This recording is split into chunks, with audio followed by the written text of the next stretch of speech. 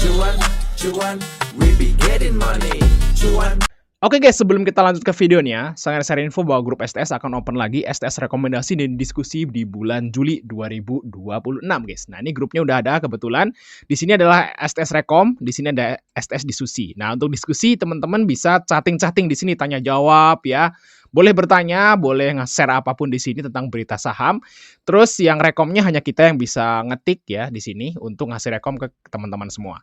Nah, coba kita intip STS rekomendasi yang masih jalan saat ini yaitu STS Juni. Nah, hari ini kita dapat profit di FPNI, teman-teman, lumayan 11%, di SSA lumayan, Raja juga tadi cuan lumayan ya, teman-teman. Nah, ini adalah rekom biasanya, teman-teman, rekom menunya. Scalping UDT BSJP. Nah, untuk swingnya ada. Kita masukin ke tabel khusus seperti ini. Jadi kalau misalnya teman-teman semua itu kerja nggak bisa mantau, ambillah menu swing. Kayak gitu ya. Nanti udah disediain di sini. Untuk rule-nya akan ditulis nanti di grup ini. Jadi langsung cat aja guys kalau pengen join atau lihat video di atas untuk detailnya tentunya. Kita lanjut ke videonya. Oke guys ya, ada bad news lagi. Bad news melulu ya, baru good news ya, bad news lagi ya, gitulah guys ya. Ini adalah istilahnya itu pengalaman yang sangat berharga bagi teman-teman semua yang baru gabung di bursa awal tahun tuh langsung ke bantai negatif terus. Jadi saya yakin kalau misalnya teman-teman yang baru di bursa efek nih, terus baru di bursa efek sejak awal tahun gitu ya, terus masih bertahan nanti sampai tahun depan, wah itu bener-bener teman-teman itu adalah strong. Nanti akan jadi strong karena awalnya tuh udah berat banget, nanti kedepannya tuh bakal enteng kayak gitu. Nah, berbeda bagi teman-teman yang gabungnya misalnya awal tahun 2025. Wah, itu pas marketnya lagi bullish, enak. Wih, tiba-tiba udah all in, jlok. Nah, itu mungkin akan lebih berat ya perasaannya daripada teman-teman yang bergabung di awal tahun nanti. Kayak gitu, teman-teman. Oke ya, awal tahun kemarin kayak gitu. Oke, kita lihat di sini. Ini adalah kabar buruknya yaitu katanya mau demo, teman-teman ya. Nah, BEM UI bakal demo Bundaran HI besok guys. Besok itu hari Jumat ya. Nah, tuntut turunkan harga BBM dan stop MBG. Nah, kalau stop MBG saya setuju ya guys ya. Kalau misalnya saya masih muda saya mau ikut demo. Saya masih kuliah gitu, saya mau ikut demo ya untuk stop MBG karena MBG ini kalau menurutku sih pemborosan. Dan kalau kalian yang nggak bilang MBG ini bukan pemborosan, tuh kalian belum pernah lihat atau belum pernah dapat cerita dari para guru. Nah, saya punya kenalan guru guys, itu tiap hari buang makanan MBG itu mungkin lebih dari 1/4, teman-teman. Jadi 1/4-nya itu dibuang, 1/4 lebih itu dibuang tiap hari, teman-teman. Jadi dibuang. Jadi banyak banget guru, beberapa guru itu di rumah punya ayam tuh bawain nasi bekas, nasi lauk apa yang emang nggak dimakan sama anak-anak, guys. Anak-anak tuh bosen dan ya menunya itu aja katanya. Terus banyak yang nggak dimakan.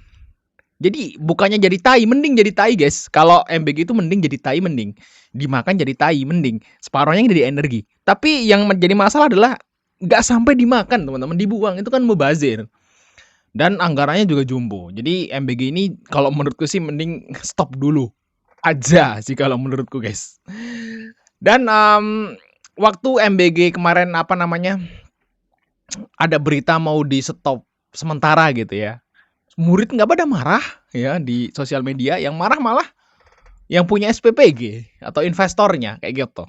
Jadi aneh, bukannya yang dapat yang marah, tapi kok orang lain gitu yang penyedia gitu ya, aneh kayak gitu. Jadi kalau menurutku sih mending stop aja, berat. MBG itu berat banget dan agak mungkin hanya segelintir siswa doang yang perlu sebenarnya. Kalau menurutku mendingan daripada MBG dikasih karena nggak semua siswa doyan, mending didata aja. Misalnya di sekolah itu ada 10 atau 15 anak yang butuh MBG, ya itu aja yang dikasih gitu loh. Mendingan kayak gitu, atau dikasih uangnya ke orang tua dalam bentuk kartu belajar gitu. Kalau di Jakarta kan ada Jakarta Pintar seperti itu. Mendingan kayak gitu, lebih bagus kalau menurutku guys. Kayak gitu ya. Nah, kalau yang bagian ini BBM, kalau bagian BBM saya mungkin agak kurang setuju ya teman-teman ya. Indonesia itu udah defisit sangat parah. Kalau misalnya BBM nggak naik, itu bakal istilahnya itu akan membebani anggaran, teman-teman. Nanti Indonesia malah malah kolaps nantinya, kolaps ya kayak gitu. Jadi sebenarnya, anggaran kita itu udah minim banget, udah defisit banget, udah, pemerintah udah nggak bisa nanggung kayak gitu. Jadi, sebenarnya ada beberapa opsi sih kalau menurutku pemerintah itu. Yang pertama itu adalah, gas gas. Yang pertama, gas kan disubsidi tuh. Nah, bisa tuh sebenarnya gas ditarik subsidinya mungkin harganya jadi 30.000, 40.000 kayak gitu per tabung yang 3 kilo tuh. Atau yang kedua tuh listrik. Nah, listrik juga banyak banget loh yang disubsidi loh guys, masih guys, di Indonesia ini teman-teman, listrik. Terus BBM, kayak gitu, dan MBG tersebut sama Koperasi Merah Putih. Nah, sebenarnya sih pemerintah bisa tuh ngorbanin salah satu dari 5 atau salah 2 dari 5 ini, kayak gitu. Nah, ternyata, alih-alih pemerintah stop MBG atau Koperasi Merah Putih, pemerintah malah memilih untuk menaikkan harga BBM. Ya saya nggak tahu ya perhitungannya atau, hitung-hitungannya saya juga nggak tahu karena saya orang awam gitu. Memang harus ada yang dikalahin, guys. Tapi kalau menurutku, BBM naik tuh jauh lebih bagus daripada gas. Karena BBM ini kan Pertamax yang naik, Pertalite-nya masih, walaupun langka-langka tapi masih bisa dibelikan Pertalite kayak gitu. Nah, kalau gas 3 kilo sampai dicabut guys ya, itu malah lebih parah dampaknya daripada BBM.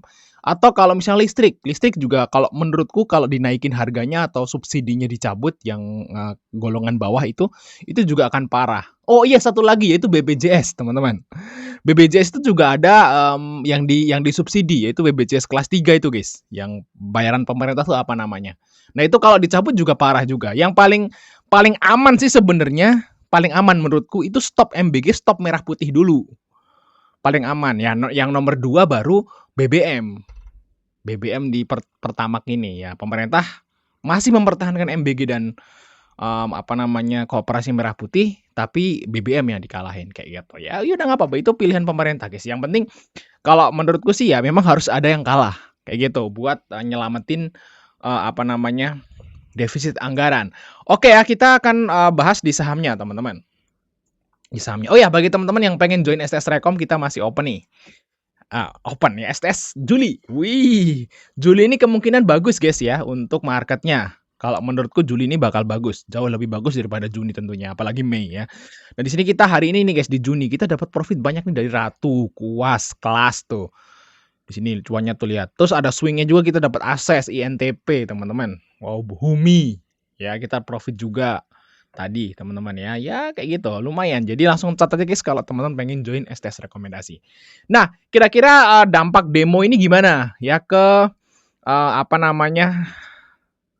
ke ini saham. Kalau menurutku guys ya, demonya ini nggak bakal heboh-heboh amat ya. Kenapa? Alasannya guys. Karena mahasiswa zaman sekarang itu nggak seganas mahasiswa tahun 98. Kalau mahasiswa tahun 90-an tuh bener-bener ngeri guys ya. Itu preman-preman semua. Kenapa? Karena mahasiswa tahun itu belum kenal gadget guys ya.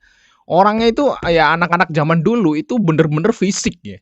Fisik, bener-bener fisik. Mainnya tuh fisik. Zaman dulu tuh main fisik. Main lari-lari lah, apalah, petak umpet segala. Kalau sekarang anak sekarang tuh mainnya begini guys. Mobile Legend atau apalah yang mereka itu kurang gerak, lemes guys. Mahasiswa sekarang tuh lemes. Jadi kalau misalnya ada yang nyamain, oh nanti kayak 98 tuh nggak mungkin, mustahil guys. Mustahil. Mahasiswa zaman sekarang kena semprotan air mata gitu aja, gas air mata gitu udah pada kabur. Jadi kalau menurutku sih nggak bakal chaos guys. Pasti nanti bisa damai lah kayak gitu. Jadi aman guys, nggak akan rusuh kayak 98. Jadi aman, ya mahasiswanya tuh letoy-letoy kalau menurutku saat ini. Dan dampaknya ke saham pasti ada, teman-teman ya. Kalau misalnya ini nggak terkendali gitu ya, ya pasti tetap ada dampaknya. Tapi kalau kita lihat di sini teman-teman, hari ini blue chipnya NetBuy list. Tuh, lihat di sini. BCA NetBuy. Padahal ini beritanya udah dari siang loh.